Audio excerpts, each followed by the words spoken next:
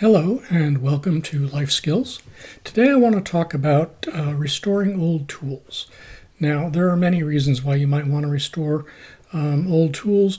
Some of the ones that I've restored I inherited from my grandfather, who was a master cabinet maker. Some I picked up at garage sales or flea markets or whatever. Older tools, often they don't make that style of tool anymore, or they're a very high quality or design, and you can get them for very little cost often. So a little rust or whatever might deter you from trying to use a tool, but with a little bit of knowledge and elbow grease, you can restore them to very, very fine functional use. So today I'm just going to do sort of a quick overview of the process that I've used for restoring old tools, and sort of walk you through the process. I may, if there's interest in the future, do some more in-depth restoration videos. These can also be applied. These techniques can also be applied to other old steel or iron objects that have developed some rust. So let's get started here. Okay, so here are some old rusty tools. You can see that some of them are crustier than others, but they're they're in sort of rough shape. But that doesn't mean that they're not salvageable. Okay, so the first step is to remove the loose rust with a wire wheel. Okay, now I have a bench motor that this wire wheel is in, which works very well for me. But you can just put the wire wheel in an electric drill and use that. You can either use the drill in your hand or put it in a vise if you have a vise. These wire wheels are inexpensive. You can pick them up for a few bucks at a place like Harbor Freight, Home Depot, whatever. They are, I mean, you have to consider them materials. They do wear out, but they're inexpensive and they do the job. So this is just an inexpensive steel wire wheel, and here you can see I'm grinding away the loose rust and scale that's on that tool. The goal here isn't to do the full restoration. It's just to get all the rough, crusty surface stuff off. Okay, because we don't. You can do the whole thing with the wire wheel, but it would be a lot of work. So the next step is to soak them, to soak the tools in some rust remover. Okay, so now here's just a plastic Dollar Tree bin with the tools soaking in the rust remover. Okay, they've been in there a while, so so the rust remover has discolored some as it's taken the rust off the tools, and then after soaking, you get this. You can reuse the rust remover many times, and it will eventually absorb all the rust that it can, but it's not a use once and throw away. So you can see I have an old gallon jug of my rust remover, and I just pour it back in with a funnel and save it for the next batch of things that I want to remove the rust from. Okay, now there are lots of different rust removers on the market that you can use. Evaporust is very popular. You can. It's also very expensive. You can use Naval Jelly, which is a very old rust removing product.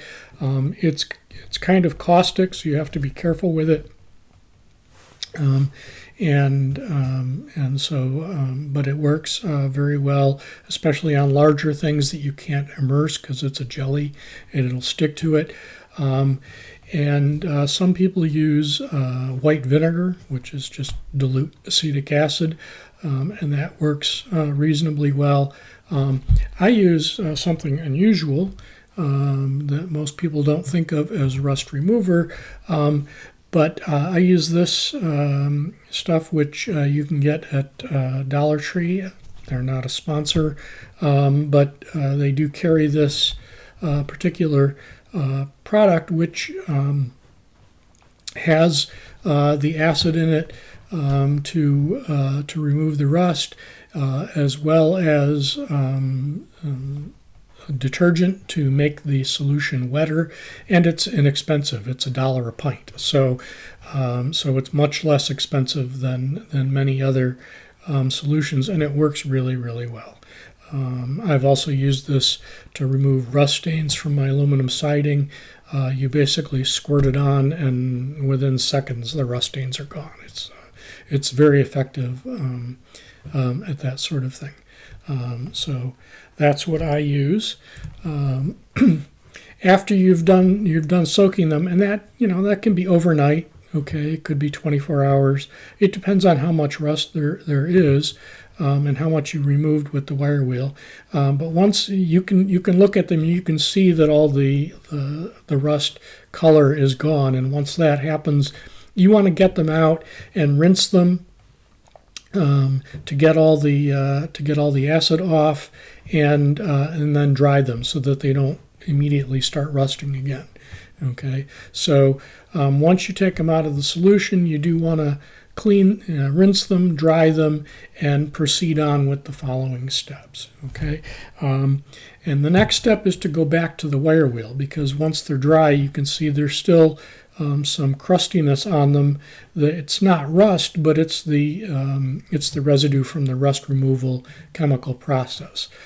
So you need to go back to the wire wheel. This stuff comes off very easy, much easier than the original rust layer that we took off.